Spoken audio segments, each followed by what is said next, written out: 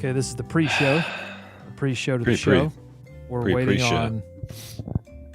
on Walker Mail to join. Don't know if you've ever heard of him. He's the host of Locked On Hornets, the other popular Hornets podcast out there. Yeah, I had somebody ask me the other day, Doug, if what the podcast universe of the Hornets was like. Do we beef with Locked On Hornets? It's my buddy Chris. Shout out to Chris. No, this is one big happy family. You still have your hands in the Locked On universe, and I feel that my roots will always be there. I mean, I work for Locked On, so I have to say that I like them. Right, you love it. It's the best thing ever. I'm contractually obligated to say that Walker Mail knows what he's talking about. That's so true. You are. Look at this guy's hair this morning, folks.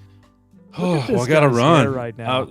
I was trying to get some tales from the trails for the podcast. Nothing too crazy happened today, though. You look like you have some tales from the road, like you're the sixth member of NSYNC, 98 Degrees. You know there was a sixth member, too, at some point. That poor bastard. You ever wonder what happened to him? I'm going to look it up. We'll see if there ever was like a hidden member of NSYNC. Look at that. It was Donnie Wahlberg. I was gonna say, well, Mark Wahlberg was kind of like the one left out of the New Kids on the Block. So there has to be some straggler out there that was like an alternate, like a Timberlake alternate, or maybe Timberlake was the alternate and he came in. Can you imagine? Oh, you're really serious about this. I thought a lot about NSYNC fanfic. Do you run a blog? I do a podcast. Now that is a podcast I beef with. Locked On NSYNC. We don't care about no blogs. Okay, I need to get the link up on the YouTube, or the YouTube link up on the Twitter. We do have a Twitter account, by the way, now at LOL Hornets. Also need to text Walker and make sure he gets the show. Give me 5 finishing up the pod right now. So if you're a fan of Locked On Hornets, let me tell you. Now we're beefing. Now we are beefing. Get the call. Well, they're probably exhausted, Doug. It was the busiest day in NBA news history yesterday. Everything happened. What are we gonna talk about today? Well, after we get done with the NSYNC breakdown, we'll jump into, I guess, NBA stuff. Loki, movies, Fast 9 coming next week. It's all happening. What plot is possibly left in Fast 9? This is in space, right? That's right. To the moon, as the kids say. I mean, what is left? What is left to talk about?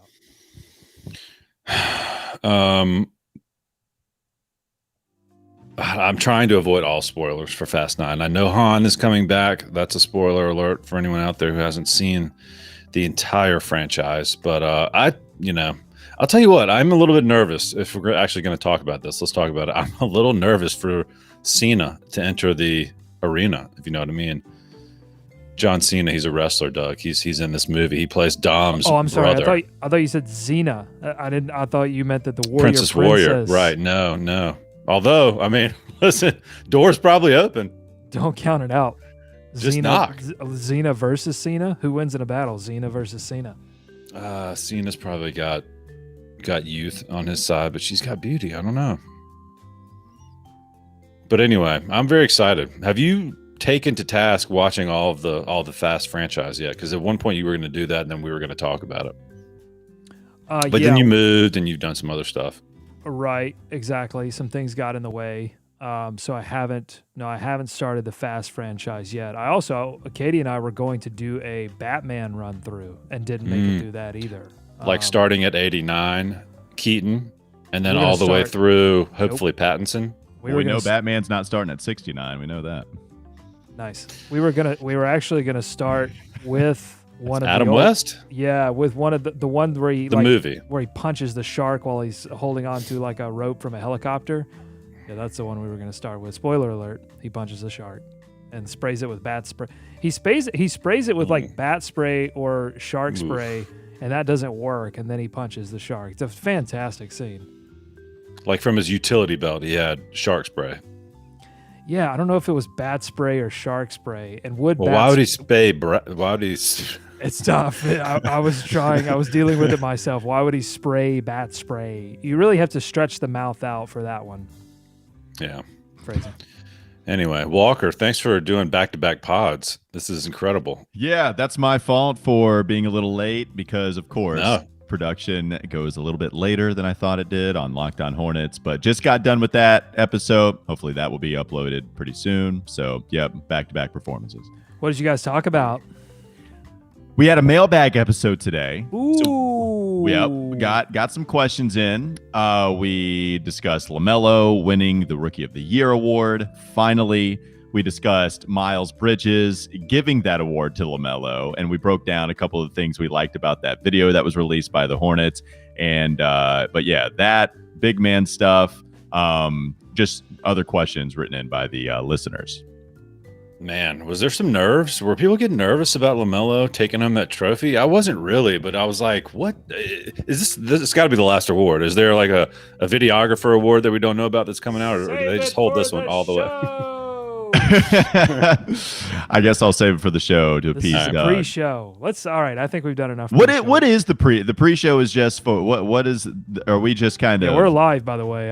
We should have we could have had an FS1 Julio Jones situation because we did not tell Walker that we were live. I mean, look, the thing is, if anything would have come back to bite me, I just would have sued you guys. So it's not that big of a deal. You would have sprayed us with bat spray. Mm-hmm. Right. Yeah, the nice thing is the first thing out of my mouth was a 69 joke, so that was nice. I'm glad I did that. It was in front of everyone. It was nice. All right, let's do the show. This is not a Serious Hornets podcast. I'm Doug Branson. I'm joined, as always, by my friend David Walker. David, how are you? I'm great, Doug. I wasn't supposed to be here. I'm not some phenom. You know what I mean? Like I was doing blogs a couple years ago. I wasn't highly recruited. Wasn't supposed to be podcasting, but here I am. I just kept fighting, kept striving. And listen, that's what you have to do. That's right. We're joined by another fighter. We've got the one of the hosts of Locked On Hornets here, finally on the podcast. Hopefully, he stays around this time. He left kind of early because of internet issues on our last. What an episode for that to happen too, right? Like let's go ahead and talk about one of the more serious things on the Not So Serious Hornets podcast, and have me do it intermittently with awful internet connection. That was a fantastic appearance by me. It felt right, and we'll try to make it right towards the end of this episode. We'll give Walker a chance to opine on those serious things. But we've got a lot to get to in this episode. Anyway, he's Walker Mail, host of Locked On Hornets. Walker, how you doing? I'm doing well, man. Appreciate you guys having me. Thank you for joining us. If you want to support the podcast, we do this thing for free. We don't put any ads on it. We go live on YouTube and in your podcast feed. If you want to help us keep doing that, you can if you're watching, you can see the link at the bottom of the screen, patreon.com/HornetsPod. Follow us on Twitter. We have a Twitter account now that hopefully I'll get some polls up, do some different things on it on this episode. Twitter.com/LOL Hornets. LOL Hornets is the Twitter handle now. Okay, lot to talk about. I want to talk some free agency at some point. LaMelo Ball winning Rookie of the Year is obviously the big headline for this show. Wasn't the big headline, though, overall, because NBA news has been absolutely insane this week. So we have to get to some of that as well. What else is on the docket? What else should we talk about? I said free agency maybe a little bit later in the show. Anything else? I mean, you always got draft. Walker, I know you guys have delved into that a little bit. Like, where might the Hornets pick up a big man? Where might they look to expand their team? What might they do with the draft? Or at least Nod has been chatting about it on Twitter. So, and we do have a free agency rumor. I don't know how significant that rumor really is, and we'll talk about that in just a second. But before we do any of that, I have a special announcement from the desk of the office of Doug Branson. Some of you may already know it. I didn't put it out on Twitter yet, but I am going to be a father in October. Going to join the ranks of the proud papas. Papa Doug. That has a nice ring to it. Oh That boy. includes David Walker. He has a couple of Spawn. Yeah, they're somewhere around here. Man, congratulations, Doug, and producer Katie. What an exciting time, man. Are you ready? Is that what everybody always asks the people that right before they have a baby? Are you ready? Well, that's a funny thing that you asked that, because it is the thing that people ask often. Are you ready? How are you? No, of course not. Well, of course, but how could you be? But also they say, how are you preparing? And then I say, well, I bought a book, American Academy of Pediatrics kind of has a Bible on all of this stuff. So, I follow the science, #Fauci. I want to go to the source here. And they say, well, you really don't need to read all that stuff. Everything that you have is sort of instinctual. And I'm like, but reading's okay, right? We can still read about things. Like, see, that's the thing I've always heard. People make fun of the people who read in order to take care of their kids. And I don't know I don't know why that stigma came about. It's like you're a nerd. It's like you're doing it wrong if you're trying to find expert advice. Because for me, someone who hasn't even thought about having kids yet, I would be one to want to do some research. I am treating this like a homework project. I am treating this as if, what can I do to make sure that I am doing the best job possible? And yet that comes with a stigma. David, are you a parenting anti-intellectual? No, I had a book the first time around that was called Dude, You're Gonna Be a Dad. That's all I remember from it, though. I mean, that's how this goes. Yeah, that's how this goes, though. I mean, you do your reading, you do your homework, and as soon as people start to appear that weren't there before, it's hold on for dear life. I mean, you may retain some of that, but it's it's a real team effort, and especially once you walk out of that hospital, you're like, well, it's just us now. Here we go. Let's do this. Right, but I think that's an important point, that I don't think you read to have all of the answers. I think you read in order to be able to ask the right questions. So I have an understanding that once once everything starts to get into motion, it is going to be a lot of instinct, reacting in the moment, using common sense, not always consulting the book. Sure. But the book kind of gives you, I feel, or it gives me, I won't say you, everybody's different, but it gives me a level of confidence to ask some of the right questions. So it's just been funny to me to encounter all of the people who have said, like, just throw that book away. Just really? Oh, you're book people. That's what you are. Okay. So anyway, I'm just here to say books are okay. So that's been my experience so far with people. They don't really, I feel like for dads, we don't get as much of the unsolicited advice as producer Katie has gotten from some of her mom friends. No one has really given me, and I want practical advice. I don't really want philosophical advice. I want, like, I'll tell you the best piece of advice that someone's given me so far is to, the go bag that you have to have ready to go to the hospital when it all goes down. Someone told me, don't put it like right at your door, put it in the trunk of your car, because you never know if you're going to be like out in a boot and then you've got nothing. So that's the kind of practical advice I need. Well, have you installed the car seat? Have you gone through that class? Because that thing's got to be basically a part of your car. No, not there yet. We're only about halfway through this process. So we are just beginning in earnest to prepare for this. So I'll keep you updated on every show. We'll have to do some dad segments for sure. Yeah, well, that's the fun part. Get ready to lose nails. Just get ready to have fingers pinched. When you get down in that seat, you got to pull it tight. It can't move, Doug. It's that's one of the real learning experiences you'll look forward to. I'll probably sit out those episodes. I just don't think I can bring a whole lot to the table and all of that. It's all overwhelming. The things I would have never thought of. It's all very overwhelming just thinking about that process. We'll invite Walker's parents on the show. That'll be great. They can tell us how they did with you and how many books they read to figure you out.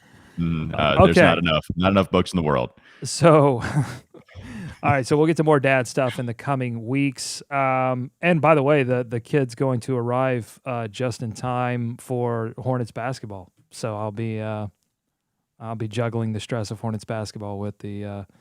So right around training camp, preseason. What are we?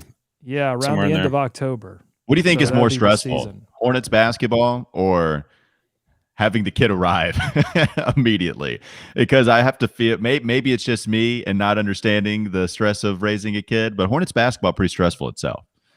If they don't, it really depends on whether they stay healthy or not. As my signal goes out, I'm showing you the bars now. I'll get that fixed in a second. But I think it just really depends on. I'll have to switch to another camera until I figure this out. So let's transition neatly into talking about LaMelo Ball, who is the youngest member of the Hornets. So maybe that's the transition there. He's the Hornets' little child who they are rearing and bringing into the world. And LaMelo is doing pretty well for himself, fellas. He is the official winner of the Rookie of the Year. We'll start with the obvious question. Walker, was it well-deserved? Yeah, easily. This guy was Rookie of the Year. Even when he went out with that injury, there was no question about it. Anthony Edwards was awesome towards the last third of the season. I think he was averaging over 20 points per game. He had become more efficient. He had been shooting better from the outside. And you could tell even all of the highlights that were somewhat infrequent at the beginning of the year, they started to become more frequent, right, as the season went on. But clearly, LaMelo Ball was the guy. Anthony Edwards had LaMelo edged on points per game and a lot of totals because he played 20 more games than what LaMelo did. So when people try to come at you with the total argument, it doesn't make any sense. But LaMelo played enough games to deserve this award. He played for a Charlotte Hornets team that was better than the Minnesota Timberwolves.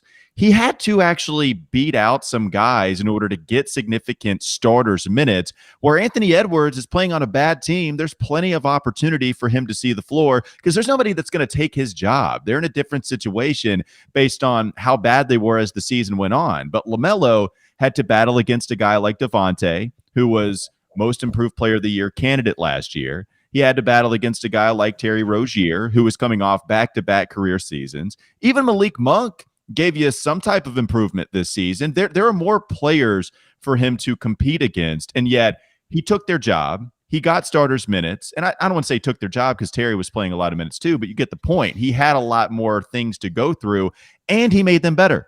He helped Terry Rozier. He helped Devontae Graham. He played better with those guys. He allowed Miles Bridges to blossom at first, and then Miles kind of took that baton and ran with it himself and internally got better as the season went on.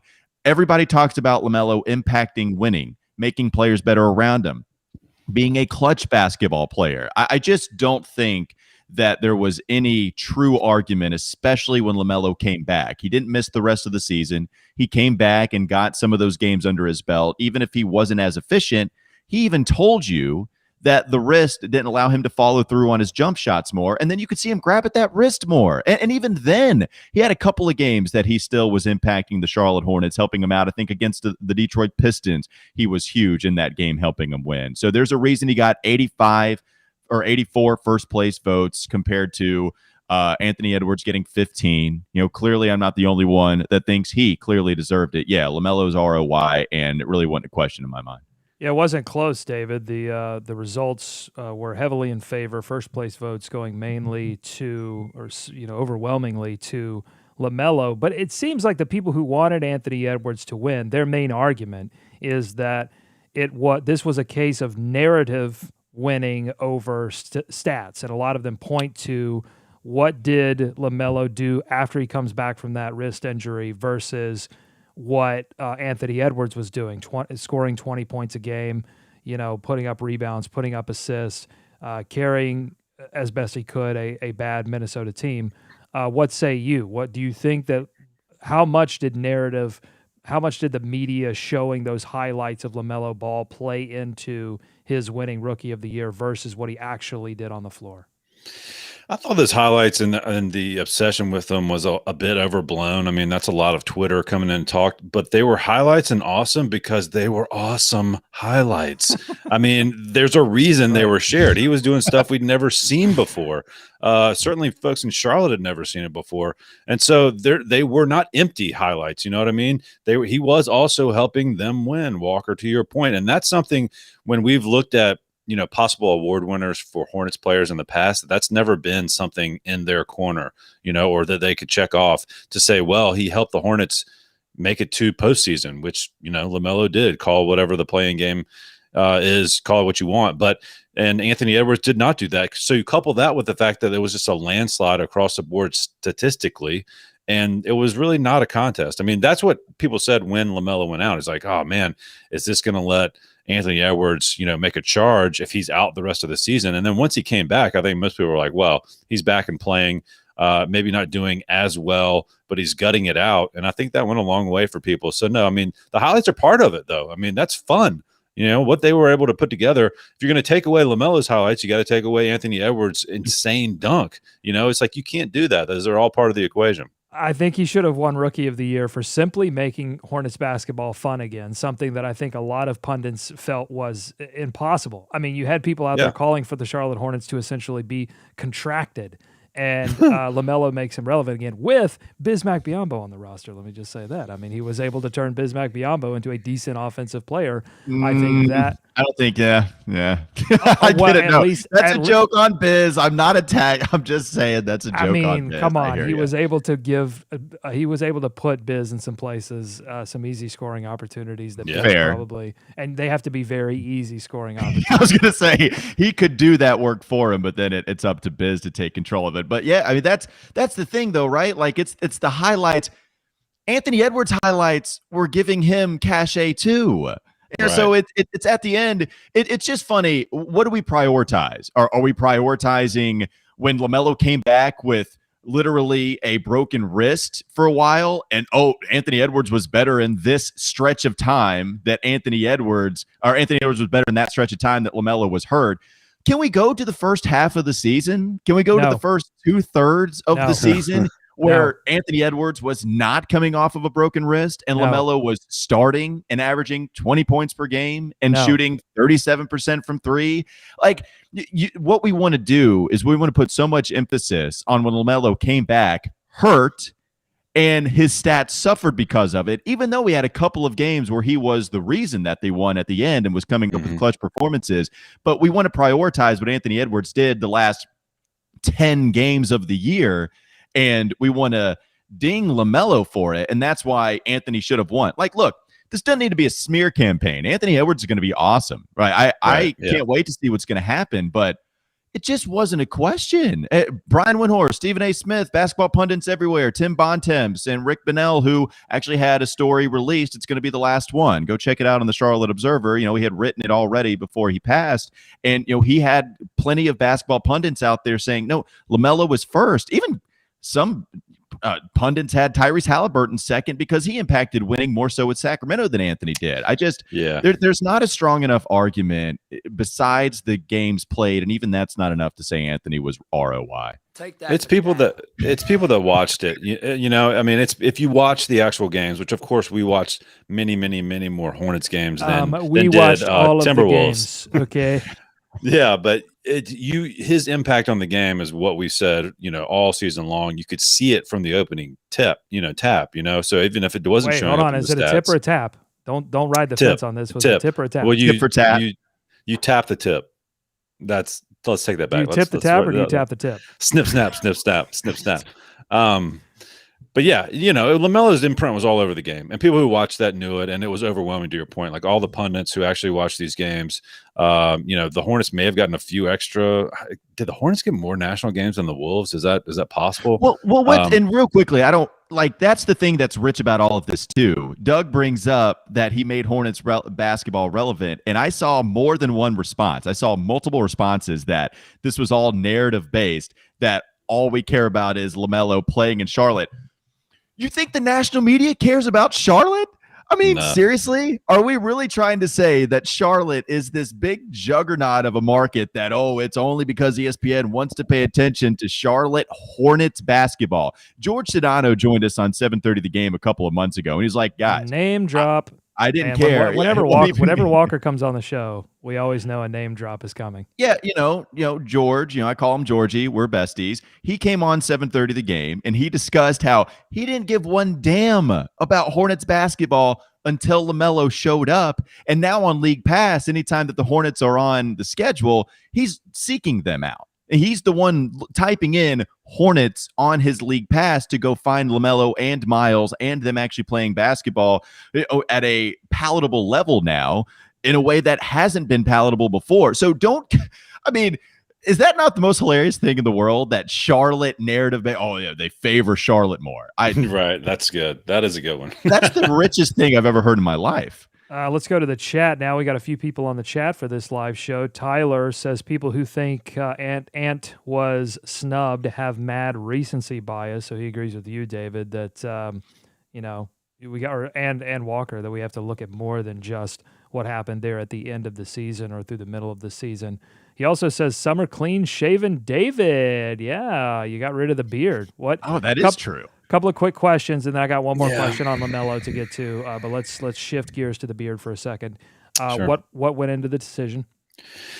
Well, I'm back on the wedding circuit, Doug. I don't know if I've told you this, but I've been off for many, many years, and I've got one last friend. Shout out to Ben. He's getting married. How old do you have to be? When does the wedding circuit really end? Well, I'm still on it. The first one, I guess. I've heard there's a second one that comes around, but this is still the first time around. All right, because 50% divorce rate. So eventually, we'll see.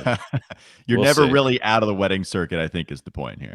Are you ever really out of the wedding circuit? Yeah. I'll put it on the anyway, I've been off for a while, about to hop back on. The parties are starting, and so decided I didn't want to shock people too much, that maybe they don't watch the pod. Maybe they haven't seen me in a little while, so just went ahead and cleaned it up a little bit. It was getting a little hot. It's getting hot out there. So guys, I have to say, I have started to delve into the beard game a little. Now, I do not have enough testosterone in order to grow a full beard, especially, David, the last time I saw you had what was a full of testosterone beard that I could never even dream of growing. But you can do it. I thought I couldn't either. Like, you can't even see it. You see this a little bit right here? Oh, yeah. I'm trying really hard, guys. Like, this is as full. This little pencil line thing right here. Speaking of NSYNC, Doug. Speaking of Joey Fatone.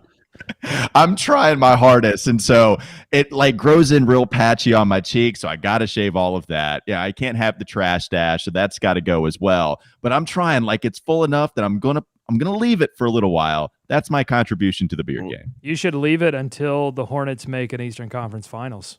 It's going to be so gross, though. Like, it's not full enough. That's the point. Yeah, I guess it's not a pleasant thing. So what's your shaving technique, David? Do you have a shaving routine? Do you have a technique? Do you have any tips for people who are looking to get that clean-shaven look like you have right now? Straight razor. I go straight razor. And when you haven't shaved as long as I had not shaved, you're really supposed to kind of, trim it down or take some clippers to it. But I didn't have any. So just because it's so long, it pulls, you know what I mean? So if you're going straight through with your straight razor or an electric razor or something like that, it's going to pull on those hairs. But that's all I had. So it took me a while. I mean, there was a lot of hair in the sink. I'll just say it. There was a lot of hair in the sink. So, were you worried about saying was that dangerous? I was like, yeah, I guess, is that a dangerous territory to dive in? I didn't know. Well, looked dangerous. I'll tell you that much. Look, I'll say it. We'll see. There was hair in the sink. I'm just going to say it right now. I said it. I put it out there. Done. Edgy. Last question on LaMelo Ball before we move on to some free agency rumors and things happening around the NBA. My question is this: was this the greatest rookie season we've seen in Hornets history? Now, the other two rookies of the year that the Hornets had were Emeka Okafor in 2004, 2005. He finished the season. I'll just look at per 36 numbers: 15 points per game per 36, 11 rebounds, and 1.7 blocks. Larry Johnson was the other one, 91-92. He had 19 points per game, 0.6 blocks, 1 steal, 3.6 assists, 11 rebounds. That was per game. Per 36, it goes to 18.6, 10.6, 3.4 assists. LaMelo finished his per 36 numbers, 19.7 points per game, 7.7 assists, 7.4 rebounds on 35% three-point shooting, 44% from the field. So those are the numbers. I'll start with Walker, our guest. Was this the greatest rookie season ever for the Hornets? I do not want to mess with my internet by searching other stats up, so I'm going to leave you to the number crunching, Doug. But you know what's funny? I think he's the most special, has the potential to be the most special of any Hornets player we've ever had. That's cool. Franchise. Not what I asked. Answer. I'm gonna treat you like you probably treat people on the radio. Answer my question. Why is that probably? Why do you assume that? Why do you assume that I'm a jerk? Why? I just feel like, well, I mean, I've been on your radio show a few times. I know how I was treated. You were treated. You were treated like royalty. What's funny, I think Alonzo Mourning's rookie season was probably better than everyone's. Right? Like his stats were pretty incredible. Let me look it up.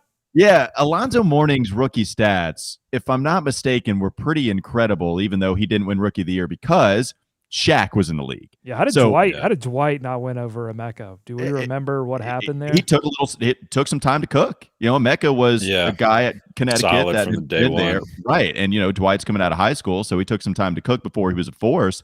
And Plus Charlotte bias. Yeah, Charlotte I think bias Ben Gordon was somebody that he was battling against too, his teammate over at UConn. But I think Alonzo Mourning probably did have the best rookie season of all time for a Charlotte pro basketball franchise. But LaMelo is probably second. Him and LJ is who I would put right there as having the second one. But I really do think Zoe is probably first. All right, let me give you the stats on Zoe for you to consider. Per 36, 22.3 points per 36, 11 total rebounds, 1 assist, 3.7 blocks. Yeah, he nearly averaged 4 blocks. It was not even the highest of his career either per 36. That would be later in Miami. He 3.9. Yeah.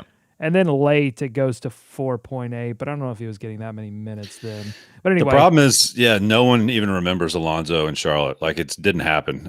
There's the good argument. If not for that Boston shot, there would be zero highlights of him existing here at all. And I think the comparison between LJ and LaMelo obviously is just the change, the shift in culture and eyes on the team. I mean, Larry Johnson made those starter jackets move, made the Hornets a brand, made them something to watch.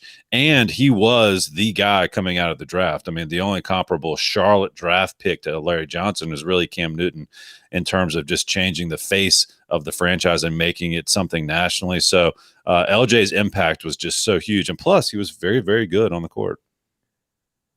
Yeah, if you're making the tree falls in a wood argument there against Alonzo, if we don't remember that rookie season, did it really ever happen? Yeah, right. And so the popularity, right? I guess what do you mean by best? Is it statistics? Is it impact on the court, or is it impact culturally within the city? And LaMelo had a bigger impact. And plus, we're still mad at Zoe. We'll never get over it for wanting to go to the Miami Heat. How much does that affect our opinion of what he did? And there's no way to tell what's going to happen with LaMelo. We might be just as mad at LaMelo. Oh, Doug, stop it! We all know it's Kemba. Kemba's going to end up in Miami. We all know that. That's right. Yeah. Man, how did the Hornets get Alonzo and LJ? Like that is so foreign to this team right now. Just stocking up those solid picks and building upon that. It's the NBA lottery is only a couple days away. I was going to say, can we do it again? So when we did have the luck, we got LJ and Zoe. Can history repeat itself by getting a LaMelo and perhaps a Nevin Mobley? I just want to put it out there. Or a Cade Cunningham. I'll take for sure. Why are you? I don't know. Why are you shooting for 2? Sorry. Let's go all the way. It's time. Okay. We're not talking about draft in this episode, though. You missed that one, Walker. We talked about that last episode. Maybe I'll get some of your draft thoughts here in a few minutes, but I want to talk about free agency. I want to talk about some of the rumors, and then we'll get to some of the NBA news, because I have an opinion about the Stan Van Gundy firing and what it says about how the Hornets are being managed as an organization versus how our rivals, New Orleans, they're not really our rivals, but they're a rival in my heart because they stole my basketball team, my childhood. But what it says about how the Hornets are being managed, I want to get to that in just a bit too. Let's talk about free agency for a minute. I'd love to hear from you guys what your realistic expectations for the Charlotte Hornets coming out of free agency. What should they be looking for? What do you think they can get? I mean, I think as a fan, I'm wondering, is this a year the Hornets can go out and hit a home run in free agency? Is that even possible? Or should they be having some kind of other objective coming out of free agency? Walker, go ahead. Where do we go? Go ahead. Hitting a home run, I think it happens so infrequently. I think we kind of did that last year with Gordon Hayward. So I'm not even saying that Gordon Hayward is this, Nope. No, you said it. No, you hold on. You said it. We're going to put it on the crawl here. Walker Mail says Gordon Hayward is a home run. Yeah, please do. Yeah, tweet it out. No context whatsoever. Make sure people think that's what I truly believe. As far as the money goes, they're not going to be spending that much money again. I think the way they're going to operate in free agency is they're going to spend a decent amount of money, but they're trying to get a couple more pieces rather than just spending it all on a Gordon Hayward, who was truly the only new big acquisition to the rotation. I think now what they're going to do, you really did it. Excellent. Worked fast. Put it on the crawl. I think when you discuss big guys, right? That's the number one need in everybody's mind. I think they're going to spend some money to finally get James Borrego, a big guy that he feels he can depend on. Even though I think Cody Zeller was fine enough, I don't think that there was as big of a need as everyone put it out there. But they clearly need some depth. And if he doesn't believe in Cody, he wants rim protection and he even wants 3-point shooting. If you don't get rim protection, maybe you can get both and fine. But they're going to spend some money at the 5 spot. I think that's what's going to happen. I think you're better served allocating your money at least for, I don't know. I don't want to spend 15 to 17 to $20 million on a big guy. I just don't want to spend that much money on a 5 spot. And I think there's potential for that happening because James Borrego said it himself. He hadn't been happy with that spot the last 3 years. Yeah, are you going to be happy with a $17 million contract for Daniel Tyus? Oh, my God. Oh, my God. No, look, you can have your problems with Cody Zeller, fine. But if they let Cody Zeller walk, who would have came back at probably like, I don't know what, it's low-end starter, high-end backup center money, and then instead you want to move on from him and get Daniel Tice for something significantly more, I would be very mad at this Hornets team. I'd be very mad at them. Yeah, I'm just nervous that is going to be that's what's going to happen.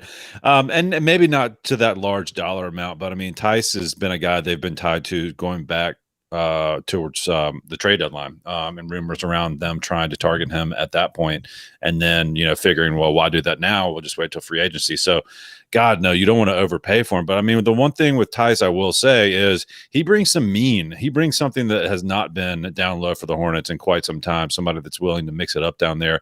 He's not going to change the landscape of what you do. But I think he does bring something that even Biz and Cody, just did not bring in recent years. I mean, Cody just wasn't available, and Tice is a little more competent down there than certainly Bismack on offense. But he's willing to throw some bows down there. I mean, he came in here and did that. He did that to that Hornets team and took up some space down there. So I just don't know. I mean, Holmes is the guy that it's always mentioned, right? But it feels like someone's really going to overpay for him, and I don't know that this Hornets team is ready to overpay again. For someone that's not, of the caliber of even a Gordon Hayward, a name like that. Yeah, I think my expectation is that the Hornets are going to be forced to do something that is unpopular, not really well understood by a majority of the fan base, because they have players that are really kind of locked into their starting roles. I don't know how much shaking up they can do to the lineup. Now they could surprise us all and start trading away certain players, but I feel like their core is pretty set, and their needs really are in sort of these niche areas like wing defender, bench scorer, depending on who they keep and who they let walk, and obviously rim protector. And unfortunately, some of those things are scarce in the NBA. There just aren't a wide selection of rim protectors out there. So you have to overpay for scarcity. It's just kind of the way things go. So I think I just anticipate this being a very unpopular, cross your fingers, hope it works out kind of free agent period. But I mean, have you guys looked at the free agent crop? I mean, specifically at center, it's I mean, they're going to have to do some picking to find somebody that is going to fit. I mean, I don't know. Is Holmes the cream of the crop? I mean, is he the number one guy out there?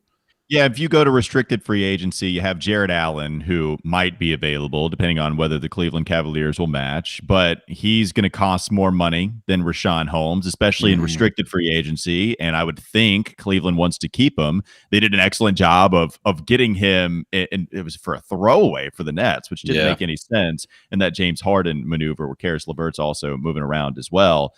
But we've talked about this a lot on Locked On Hornets. Rashawn Holmes, apparently he's going to be asking for $20 million. Yeah. It's not inconceivable that he gets it. And I don't want to spend $20 million on Rashawn Holmes. And we do this every year, right? NBA Twitter, we're all the same.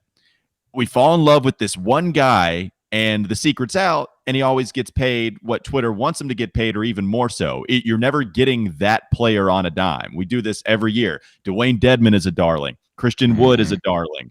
Now it's, hey, Jared Allen is great, but Rashawn Holmes, the secret's out on Holmes. There's a reason he's asking for 17 to 20 million when in December we're like, hey, this Rashawn Holmes dude from Sacramento, be nice to bring him in for a cheaper deal. But the secret is always revealed. These NBA guys and NBA Twitter, we talk about it so much. And in reality, these guys always get paid more so. And it is funny. Anytime you look at free agents and say, hey, maybe you could get him for a cheaper cost, it never works out. You always see players get paid either market value or more. How many times do you think, whoa, that guy got paid a lot less than I thought it was going to happen? Like, how many times do you really see that? The odds always say they're going to get paid market value or they're going to get paid more so. And I just think there are too infrequent times where you say, hey, that's an awesome deal. Like we try to do it with Christian Wood with Houston, and Houston gets Christian Wood, and we're like, oh my God, why didn't the Hornets go after him? Well, they did. Twitter is in an uproar, and then they're like, oh wait, no, actually they're backing off. Now Christian Wood is getting, I don't know, something like $18 million a year. And it's like, oh, okay, that makes more sense. Even the times where it does come through a little bit cheaper, eventually it gets fixed. Yeah, and look, so here's the under 30, right? Guys not named Bismack Biyombo or Cody Zeller, unrestricted free agents. At the center position, under 30, you got Tice, Canner, Kaminsky, Alex Lynn, Andre Drummond, Nerlens Noel, Holmes, Willie Hernan Gomez, Luke Cornett, Jordan Bell, and Harry Giles. I mean, those are the unrestricted guys under 30 again. But I wonder how long it is before the Andre Drummond drum starts to get beat again. How about Boban? Boban's up there, but he is 33. Oh, that's okay. Is he really? But Man, I didn't know that either. His hands are 29. Nerlens Noel. Boban. Yeah. Oh, yeah. He'd be fine. But Nerlens Noel is a guy that I kind of look at. It's another one of those favorites of NBA Twitter because he was really good for the Knicks this past season, and it's just defensively he contests everything. His block percentage is pretty bananas. He's also very good on the perimeter. He's able to move his feet laterally enough, and that's kind of what I want. It's just where is the mobile big guy that offensively isn't a disaster and can just be the lob threat or just do what he's told on offense and be okay at it while being an above average defender. And Nerlens Noel is certainly an above average defender. I don't know what he's going to get, like maybe, I don't know, 12, 13, 14. And that even seems a little high, but you could see it getting up there. That's the mold though, right? I think that's exactly what they would want. Athletic guy who can move, hold down that middle a little bit, catch some lobs. I just don't see them, either getting some guy that's just going to hold down the low block for the next 10 years or, a solid stretch five. That's, everybody's adding that to their game, but it feels like in this free agent class, they're going to look for that. Noel might be the perfect fit, but is he going to, I'm sure the Knicks will want to keep him there too. Hey guys, Nick Batum is a free agent. Unrestricted. If we want to take a run on him. Do you guys feel any type of way in how he's playing for the Clippers? Watching him, do you care? Are you indifferent or do you have some angst? Honestly, after all the the stuff that came out around Benel Rick's article and the stuff his dad wrote, and I knew some of that before, but I've gone over to the other side. Like I'm happy. Honestly, I'm happy for the guy. Like when he was here, it was rough. Like I thought he was done because I thought he just did not want to play basketball anymore. He looked miserable, and so dude, hey, live your life. Go get a championship, whatever. Yeah, I mean, I don't know how else to feel. Like this is who he was, and the Hornets thought he could be somebody else, and he couldn't. And whose fault is that? I don't know that that's Batum's fault necessarily. I don't know. It's the Hornets' fault. I don't know. It just feels like one of those weird situations because not a lot of people were saying, whoa, whoa, whoa on Batum, especially after that year that the Hornets went to the playoffs and almost went to the second round. I don't think anyone was thinking that it was going to turn out the way that it did. So, no, Although I will say that the revisionist history that goes on during every Clippers game is kind of funny to me. I don't remember him being one of the most sought after free agents once the Hornets let him go, but apparently he was. There were a couple teams that wanted him, right? Like Dallas was always reportedly going to be really interested. I think there was another team that would have paid him close to what the Hornets did. So not every franchise was knocking on his door, but there were a couple, and he just wasn't it. That he clearly was way overpaid, and on a better team that he can be more of a facilitator and score every once in a while rather than be relied on to be more of a scorer. He just fits a lot better with that style. But he's still missing some of those corner threes every once in a while. That's right. You still see the glimpses of what we all saw in Charlotte. Let's talk about the free agency rumor that stirred up Twitter for a second, involving the Charlotte Hornets possibly being interested in Kristaps Porzingis, big name associated with the Charlotte Hornets. What do we think about this rumor that the Hornets trying to finally get out there and wheel and deal and bring in the big fish? Yeah, I'll go first on this. I had somebody tweet at me when we talked about this on Locked On Hornets. I can feel Walker Mayall's blood boiling when discussing going after Kristaps Porzingis. I mean, the guy plays like a wing or a small player in a 7'3" body.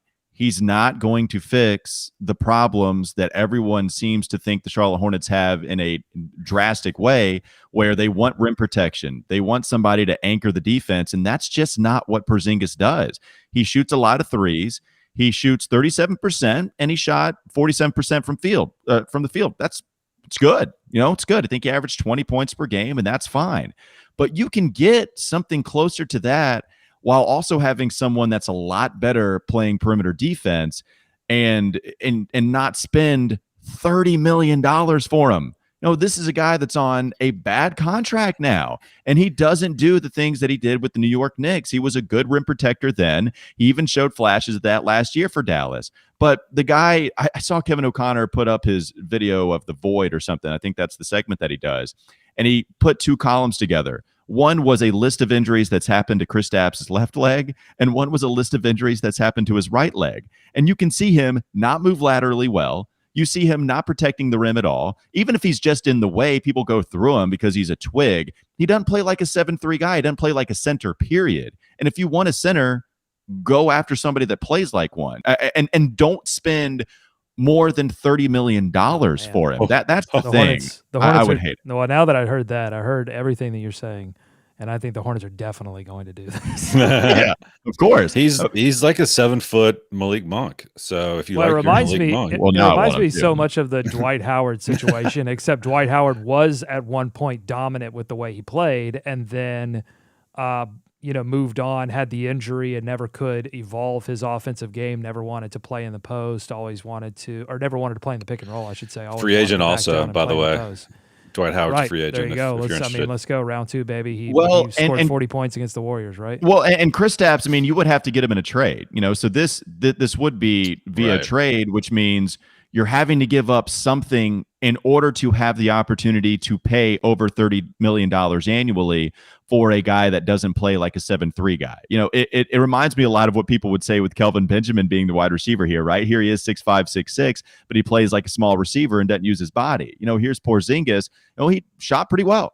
More than that, he shot well. We'll give him his credit, but he doesn't fix the defensive issues, and he's not going to rebound for you well. Like, he doesn't do that, and that's the thing that people, Hornets fans, are saying is the biggest problem. He doesn't fix that. And also, by the way, if you have a problem with Gordon Hayward's health and his history, injury history, you're wanting to pay more money annually for a guy that has had just as bad of an injury history. Make that make sense, man. I can't do it. And also, Kristaps Porzingis has rarely made things easier on an organization from a team chemistry standpoint. So That is also something else True. kind of going against him. And but he wasn't great. He wasn't No. great towards the end of the Dallas this season, that run. I mean, Luka was arguably, trying to do he's so never been much. great. I mean, he's never been that kind of consistent level of player that would demand this kind of. The overused joke on Twitter was that it became the Tim Hardaway Jr. trade. Everyone was saying that. When he was sent from the Knicks to the Dallas Mavericks, it was THJ that was providing the biggest impact, and it was Kristaps that wasn't doing anything in the postseason. And so, again, most overused joke, everybody was saying it, it's the THJ trade now before it's the Kristaps trade. I will say, I think the Hornets are still in a position where when a name like that comes up with a guy who, has shown flashes or has been at a star level, I think the Hornets have to look at that. I mean, I still think they have to look to acquire these big talent, big names, big potential where they can, and then talk themselves out of it, basically. So this one, you get there kind of quick with the contract and the injuries and all the rest of the trouble. But I think they have to be able to look around and say, how are we going to improve this team? And it's not going to happen. David wants them to essentially practice. You have to practice. Essentially, you want to stretch out those muscles so you don't tear one when you actually have to go. Work the phones. You're right. But the problem with that, David, is that you might accidentally end up with DeMar DeRozan. You might leave a bid in overnight that gets accepted. Right. To take off the table. Anyone who's done any kind of eBaying over their lifetime has had that experience where you put in a bid, you go, this is going to get outbid, and then all of a sudden you end up with a giant inflatable Garfield or something. Right. It's the classic failing to save it in drafts and instead pressing send. That was the email. It is not a draft. You sent that offer, and now you're dealt with paying $30 million for an injured 7'3" guy with problems on and off of the court. Like, that's the problem here. And I totally agree. Going back a little bit to your point, David, Miles Turner is the guy that has made the most sense to me with what you're talking about. Shoots threes, good contract, $17 million a year, going to be under control for the next 2 seasons. Also is a very good defender. He's top 5 defender as a big guy in the NBA. I would be hesitant to give up too much for him, right? I'm not saying, here's a check you can sign and you can give yourself as many assets and money as much as you want. But that's the one that I'm seriously negotiating. That's the one that has been the most attractive to me. You bring up Miles Turner, which reminds me of the draft in which the Charlotte Hornets took Frank Kaminsky over Miles Turner. Oh boy. Here we and go. Devin Booker. Yeah, your boy. Yeah, well, so that's kind of why I brought this up. And Justice Winslow. Here we go. I have an important announcement, maybe even more important than the announcement at the top of the show, that I'm soon to be the father. Doug, is it happening? Of a child. In fact, I feel like I should say this now before the child is born. That way the child is alive, but it's not. The child isn't on. Let's have that conversation. Right. Well, no, let's not. Let's not. This is not a serious Hornets podcast. That would take it into huge serious territory.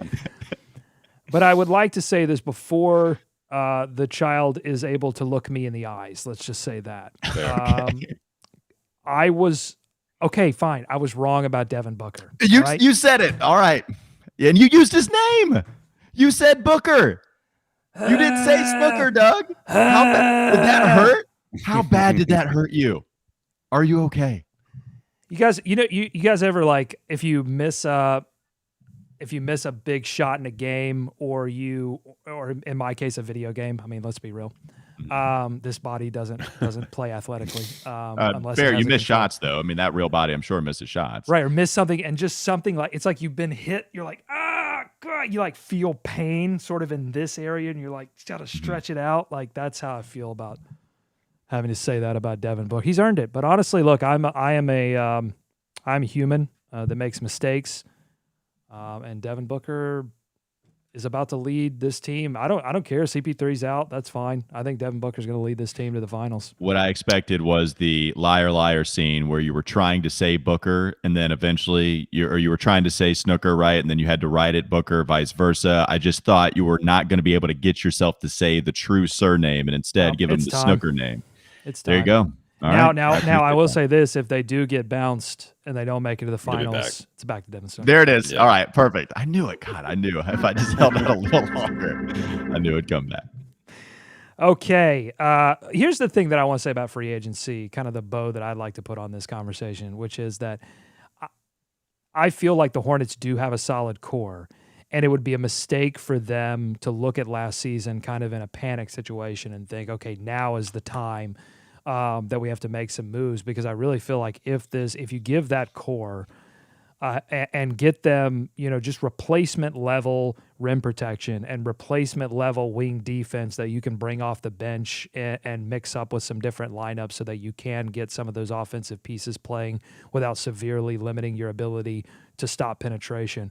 If you can find that somewhere on the market, do that. Like, let this core play out and then wait. Maybe in a season or 2 seasons, you'll get an opportunity to draft or trade for a player of some significance at some of those positions. I hope.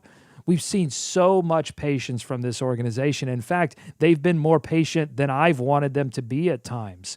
And I'm just begging the organization right now, Mitch, if you're watching, just like let's run this thing with what. Hey, buddy. I miss Charlotte. I hope you're doing well there. I just want one more season. Again, you got to find something to put there, but just one more season to see this play out. Do you think the end of the season affects that timeline expectation at all? Because it ended, it was a crash and burn. I mean, the last stretch of that season, and especially the final game in the play-in game on national TV, I mean, all the holes were exposed in this Hornets team. And we talked about the flaws kind of leading up to that game, but they were on full display. And it was clear this team was just not at the level they need to be at to make any damage in the postseason. They've got to add several more pieces and clean up some things. But we've also talked about the LaMelo timeline, how that's going to be super rushed. And as soon as training camp starts next season, the expectations are going to be through the roof. I mean, do you guys think that reset that timeline at all? Reset's probably strong, but yeah, I think it adjusted it. And I think Mitch Kupchak even mentioned that when he had his exit day interview. He discussed when they were in the 4 seed, it was tough not to get ahead of yourself saying, oh, maybe we're a lot better than I thought. And Mitch said, he had those thoughts. He was like, all right, let's calm down.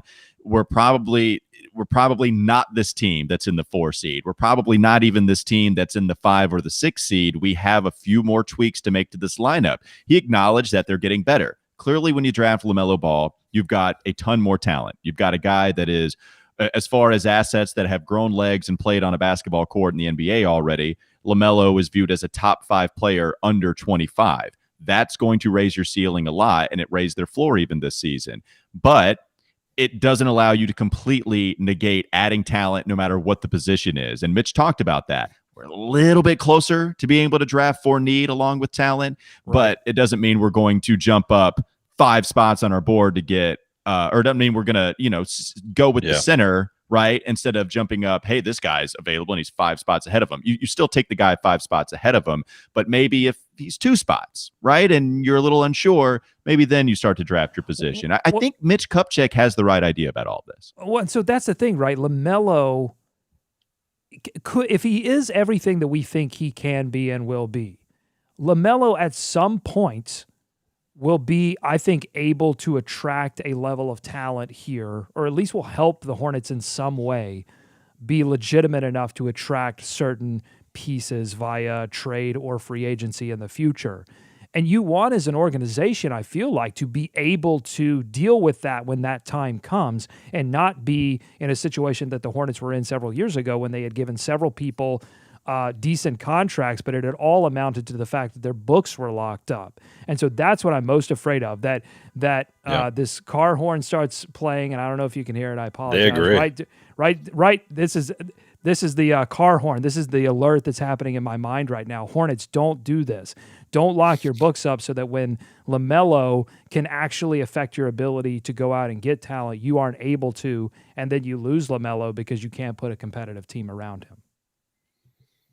Yeah, they got to avoid that at all costs. We do not want to go back to the dark days of just giving out those huge contracts and then being frozen with the first round team. And I'll say this too, it's what makes this offseason and next offseason critical, not only for trying to find outside talent, but what are you doing with the Miles Bridges extension, as well as Malik Monk? Are you bringing him back? Devontae Graham, how much do you want to bring him back? And I would expect Malik to be gone. I would expect Devontae to come back, but how much do you want Devontae? How badly do you want Miles? And Terry Rozier is coming off of a career season where he's got 2 good years of shooting. What do you do with that? From deep. Whew, man. I mean, look, I am not a fan of paying Terry Rozier anywhere $23 to $25 million a year, even if he has been really fun to watch, especially in clutch moments the past couple of years. But to your point, this is the thing you have to avoid, and it's what people lose sight of.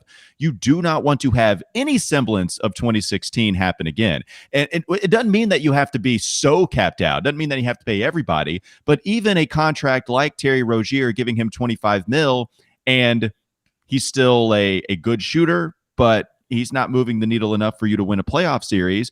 Is that $25 million annually well spent? I would say no, and that's the risk I would take as far as letting him walk, even if he has been good for you the past couple of seasons. But I'm not saying it's an easy decision with Terry, Miles, Devontae, all of it accumulated into one, especially with these free agents that they're going to bring in presumably the next couple of off seasons. It's going to be tough. Like, it's easy to try to add talent. Don't trade your assets, right? Mitch Kupchak did a good job of holding off on that for the most part.